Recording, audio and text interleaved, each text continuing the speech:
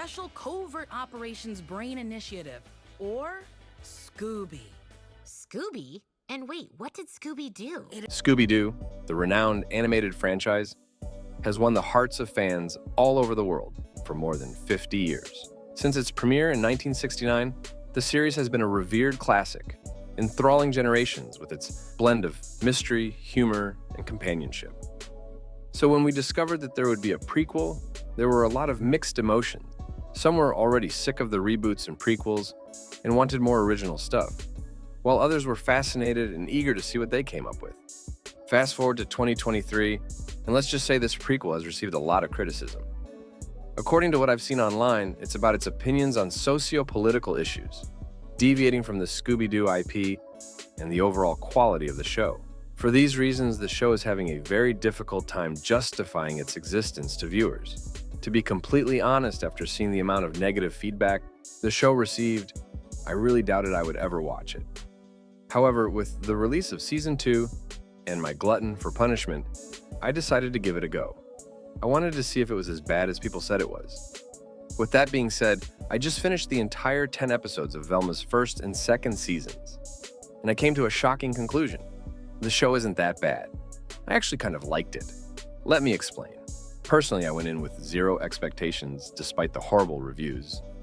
I kind of also just wanted something to fill the void, and my conclusion is, I don't think the show is as bad as people make it out to be, but I could see why someone wouldn't like the show if they had only seen the first episode.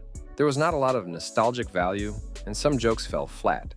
The non sequiturs felt contrived, and the show was sort of disconnected from Scooby-Doo.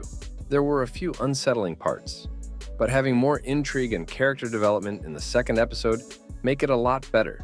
The pilot makes it obvious that this is the story from Velma's perspective of the events leading up to the formation of Mystery Inc. So I don't get why a lot of people are concerned about the lack of Scooby-Doo or the perceived differences in the characters. It's to be expected that they will be different at the start. That's just how characters develop. Some people are going crazy downvoting any favorable comment made regarding the show. My opinion is that it's still worth watching. By the third episode, I was totally invested. At long last, the program found its footing.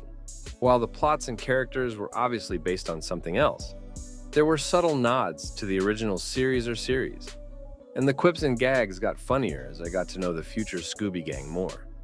I was excited at the prospect of this being a series by the fifth episode. The story, the goofiness, the nostalgia, the horror, etc., were present and expertly blended.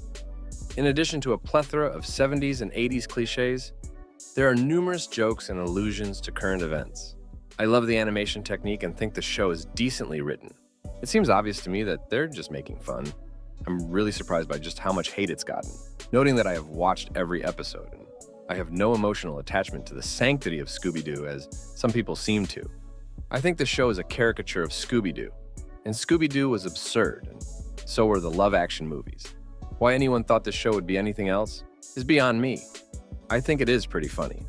Everyone calling the show mean is weird to me. It is also making fun of high school culture and teen horror movies. This show has been surprisingly enjoyable to watch.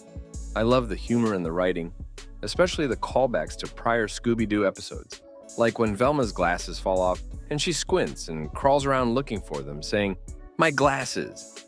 I hope this doesn't happen again. It's obviously making fun of how she dropped her glasses a number of times in the original. There are plenty of details like this throughout. It's a humorous origin story for the group. I noticed an interesting narrative underlying it.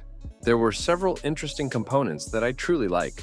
However, I thought that in order to get to the tale, the audience did have to endure an extremely unlikable and judgmental protagonist, as well as countless self-congratulatory and clever meta-comments. Needless to say, the show got several chuckles out of me. Many of the hate appears to come from folks who like hating on things they consider woke. The same folks were horrified when there were people of color in the Lord of the Rings films. People complaining that this is too vulgar, just to be vulgar. Have you watched any recent adult animated shows? Rick and Morty or Family Guy come to mind. And I enjoy both series. It can sometimes be part of the humor, the atmosphere, or the setup. It's really not as horrible as everyone says. It's not groundbreaking or new, but neither is it an atrocity. It's simply getting a lot of criticism. and it's an easy target for every other YouTube video essayist and social media review page to latch onto.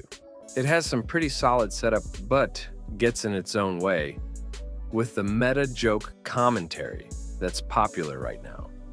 The joke structure is similar to that of Harley Quinn, but because the characters aren't known for breaking the fourth wall, it feels forced. Most folks are also shocked that this isn't Scooby-Doo, and that the characters aren't themselves. I think it's a fun and entertaining watch. It may not be Scooby-Doo in the classic sense, but rather an offshoot origin program akin to fan fiction. The show personifies each character in a very different way than the original and offers them a rich past, such as revealing their lives outside of the gang.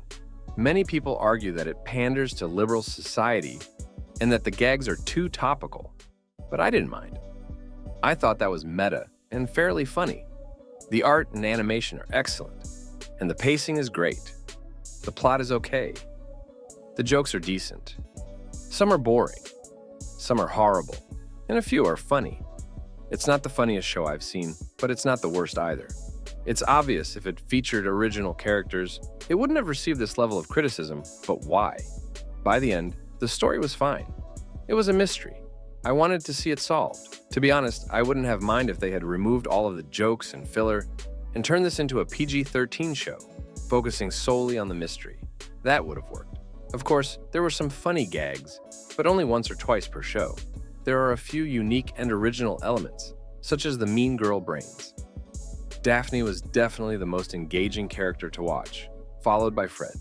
Norville was okay once his tale focused on him and his girlfriend, and the title character was taxing since she was so terrible to everyone. Overall, an engaging premise, decent performances, and interesting character development that forced you to endure a lot of annoying comedy and commentary that made the program feel like, as one fan put it was written by Twitter.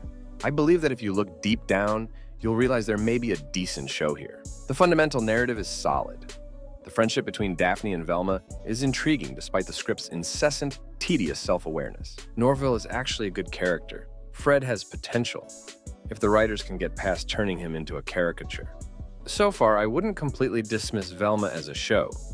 You'll know if it's something you'll appreciate rather immediately, and it's fine. Nothing extraordinary. But it's not as bad as some of the other things out there.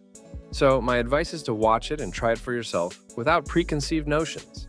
Try not to let people think for you and see if you enjoy it.